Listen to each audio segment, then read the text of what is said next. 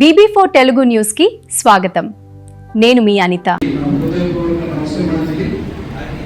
అయితే ఈరోజు ఒక యువకుడు ప్రత్యేకమైనటువంటి మరి మైనారిటీకి సంబంధించినటువంటి ఒక సామాజికవేత్త.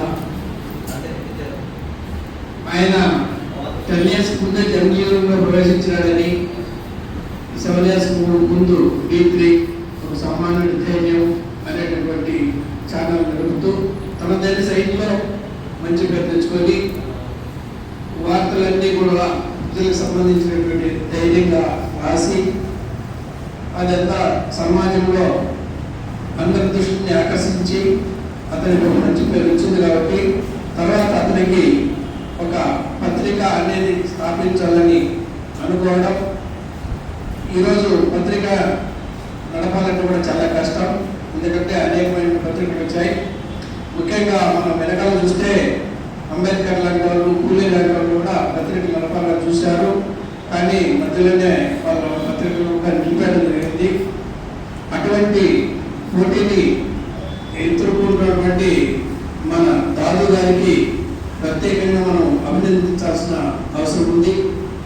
మరీ ముఖ్యంగా ఈ పత్రిక పేరే చాలా ప్రమాణాలు పెట్టాడు.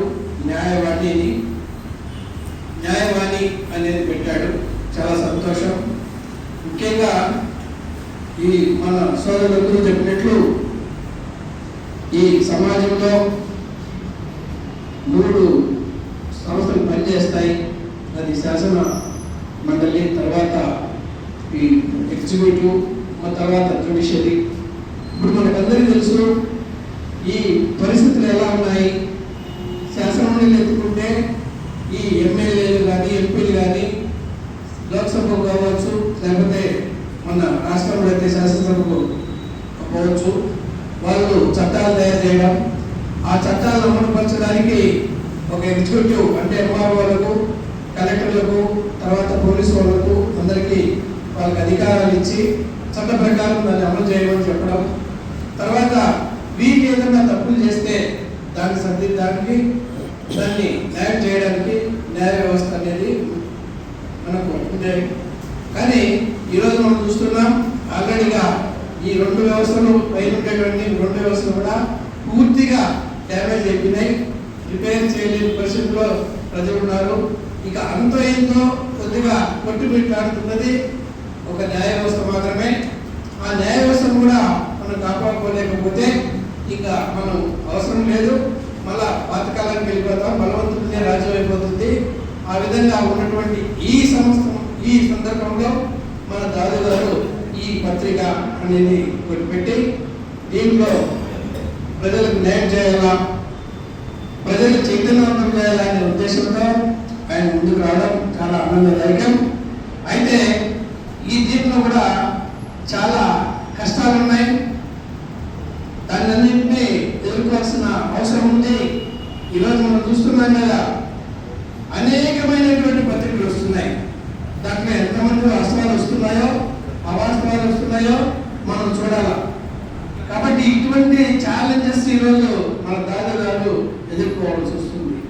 ఆయన నీతిగా పోవాలనుకుంటే కూడా అతనికి సమాజం కోనికుండా అడ్డంకు వేసే పరిస్థితులు ఇంకా ముందు ఎన్నో ఉంటాయి. ఏదైనా ఒక ధైర్యంగా ఒక ఎమ్మెల్యే పైన, ఎంపీ పైన, లేకపోతే ఇంకొక బలవంతుడి పైన ఒక వార్త రాస్తే అనేకమైనటువంటి కష్టాలు ఈరోజు విలేకరులు, జర్నలిస్టులు ఎదుర్కొంటున్నారు.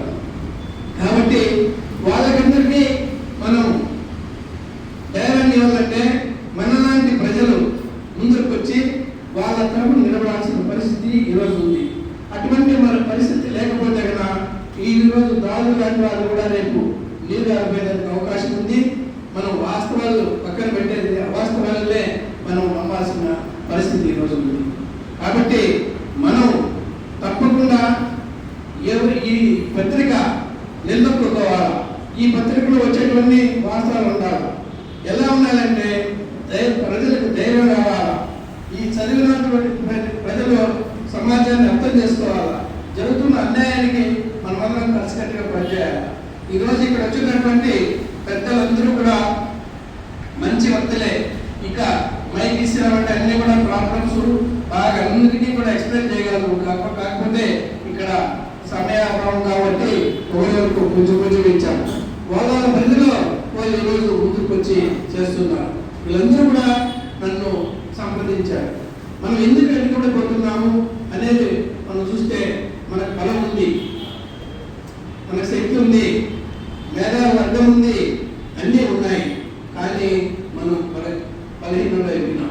ముఖ్యంగా బడుగు బలహీన వర్గాల వాళ్ళు 86% ఉండేటటువంటి బడుగు బలహీన వర్గాల వాళ్ళు ఈరోజు వెనకబడిపోయినారు.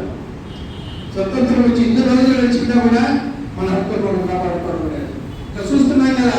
ఈరోజు ఆర్టీటీ సంస్థ దీని ప్రాబ్లం వచ్చింది. దీనికి ఎవరు బాధ్యులు? ఈ ఆర్టీటీ ఈరోజు చేస్తున్నటువంటి సమస్యకి ఎవరు బాధ్యులు అనేది కూడా మనకందరికీ అవగాహన తెలుసు. ఎవరు బాధ్యులైతే వాళ్ళు నేను కోర్టులో ఆ పార్టీకి సంబంధించిన వాళ్ళతో డిబేట్ పెట్టేశాను. ఎందుకు ఆర్టీటీ చేసి తప్పేంది?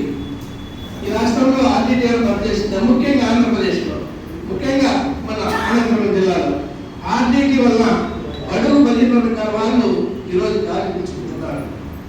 అంతేకాదు ఒక పక్క అక్కడ సత్యసాయి ట్రస్ట్ వాళ్ళు మనకు ఎంతో సాయం చేస్తున్నారు.